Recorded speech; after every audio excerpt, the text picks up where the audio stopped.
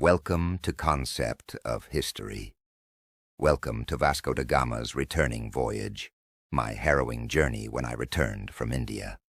29th August 1498 Vasco da Gama Kozhikode Malabar coast Kerala India को छोड़ा। Bye bye, India. My experience with Zamarins at Kozhikode was not good. Let's go back to Portugal. घर जाने की जल्दी में Vasco डा gamma ने मॉनसून विंड पैटर्न की लोकल नॉलेज को इग्नोर कर दिया। लोकल लोगों ने बोला कि भाई साहब मत जाओ, अभी वेदर खराब है, परंतु उन्होंने अपने शिप्स को लेकर चल दिए। वहां से वो लोग अंजिदीवा आइलैंड पे गए थे। अंजिदीवा आइलैंड उत्तर कन्नौर डिस्ट्रिक्ट, मॉडर्न कर्नाटक, वहां से 1.8 किलोमीटर डिस्टेंस में है। कारवार कर्नाटक के 4 किलोमीटर साउथ में है और सिटी ऑफ गोवा के 87 किलोमीटर साउथ में है। अंजिदीवा आइलैंड 1.5 स्क्वायर किलोमीटर का एक आइलैंड है जो 1.3 किलोमीटर लॉन्ग और 300 मीटर्स वाइड ऑन एवरेज है। यहीं पर वास्को डा गामा ने अपने शिप्स को एंकर्ड किए थे। अपने शिप्स को यहीं पर वास्को डा गामा ने रोके थे और उस आइलैंड पे कुछ दिन बिताए थे।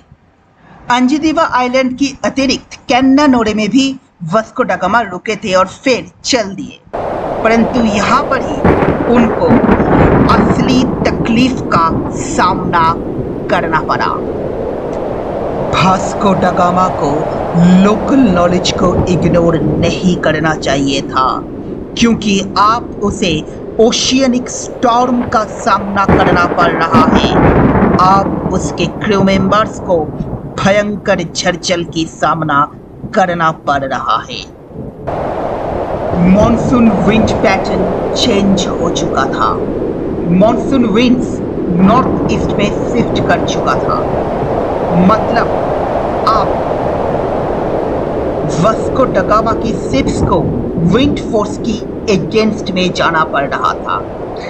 ये अफ्रीका से इंडिया आने के लिए तो फेवरेबल थे, परंतु आप वास्को डा गामा की शिप्स को वेस्टवर्ड जर्नी करने के लिए एक्चुअली विंड फोर्स की अगेंस्ट में जाना पड़ रहा था। अफ्रीका की मालिंदी में पहुंचने के लिए वास्को डा गामा की शिप्स को कई तकलीफें झेलना पड़ा। मालिंदी जो modern Kenya eastern African coast में है, वहां पर पहुंचने के लिए वास्को डा गामा की शिप्स को कई तकलीफें झेलना पड़ा।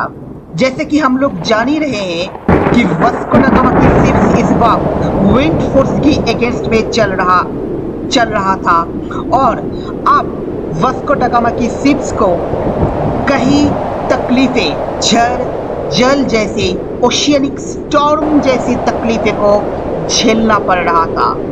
आधे से ज्यादा क्रू मेंबर्स मालिंदी पहुंचते स्कर्वी जैसे डिजीजेस में या फिर क्लांति में मारे गए थे और शिप्स भी डैमेज्ड हो गए थे।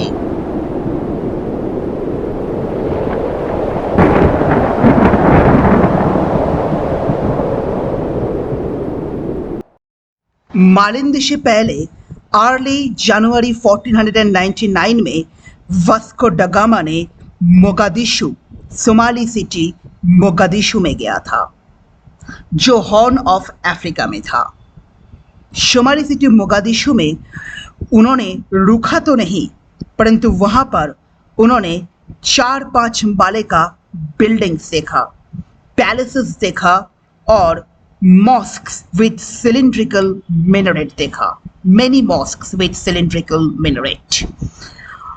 ये हॉर्न ऑफ अफ्रीका में थे, जिस हॉर्न ऑफ अफ्रीका में सोमालिया, सोमालीलैंड और मॉडर्न जो इथियोपिया, एरिट्रिया, जिबूटी और कुछ लोग के मुताबिक केनिया और सूडान भी है। उस हॉर्न ऑफ अफ्रीका में ये सोमाली सिटी मोगादिशु पढ़ते थे, जो उस वक्त अजूरन एम्पायर की अधीन में था।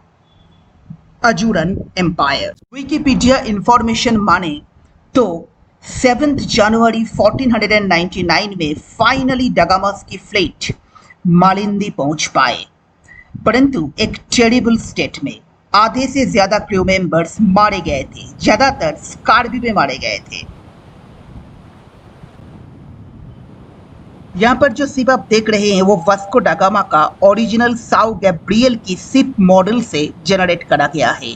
ये AI video original Sao Gabriel का जो शिप मॉडल है उससे जनरेट करा गया है। ये जो शिप सेल कर रहा है कि ज़्यादा क्रू मेंबर्स बचे नहीं थे, इसीलिए वास्को दा गामा को साओ रफाएल को ईस्टर्न अफ्रीकन कोस्ट में ही छोड़ना पड़ा। हाँ, साओ रफाएल को ईस्टर्न अफ्रीकन कोस्ट में ही छोड़ना पड़ा और अपने ही क्रू मेंबर्स को रिडिस्ट्रीब्यूट करना पड़ा साओ गैब्रियल और बेरियो में। साओ गैब्रियल और बेरियो ये दो शिप्स में क्रू मेंबर्स को रिडिस्ट्रीब्यूट करा गया।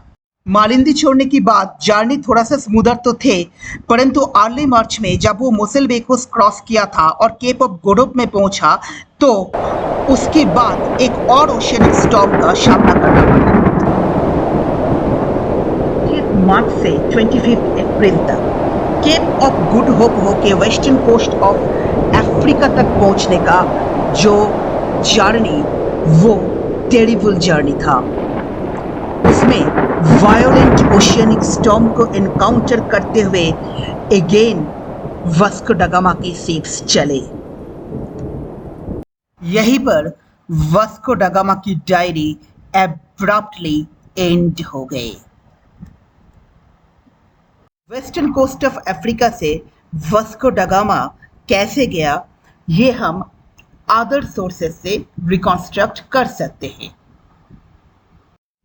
शायद यहाँ से वो केप वर्डे तक कंटिन्यू किया था और बाद में निकोलाउ क्वेल्हो को केप वर्डे में बेरियो को सौंप दिया और खुद साओ गैब्रियल को लेकर निकल पड़े।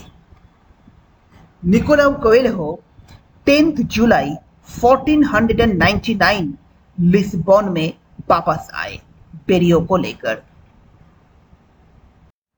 हाँ, 10 जुलाई 1499 10 जुलाई 1499 निकोलाउ क्वेल्हो लिस्बन पहुंचे थे और ये संवाद मतलब वास्को दा गामा का वॉयज की संवाद किंग मैनुएल I को दिए थे। केप वर्डे अटलांटिक ओशियन में वेस्ट अफ्रीका का एक बड़े आइलैंड ग्रुप्स है। एक्चुअली कहा जाता है ये वल्केनिक आइलैंड ग्रुप्स है। केप वर्डे में वास्को दा गामा सेंटियागो जो केप वर्डे का सबसे बड़ा आइलैंड है वहाँ पर कुछ दिन रहे थे और अपने साओ गैब्रियल को अपने क्लर्क जोआओ डी सा को दे दिया। साओ गैब्रियल को लेकर सा ने लिस्बन पहुंचा लेट जुलाई और अर्ली अगस्त में।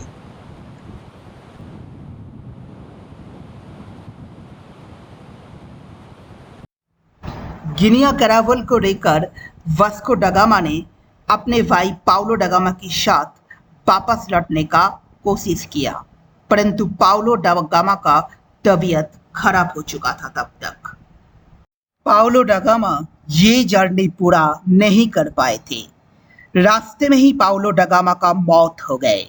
वास्को दा गामा एजोरस में पाउलो दा गामा को वेरिट करके आगे का जर्नी कंप्लीट किए।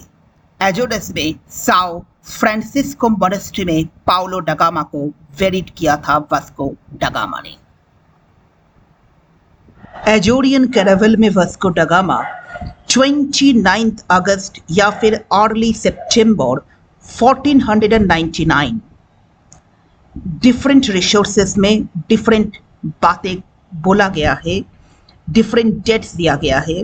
29 अगस्त या फिर अर्ली सितंबर 1499 में वास्को दा गामा फाइनली लिस्बन पहुंचा।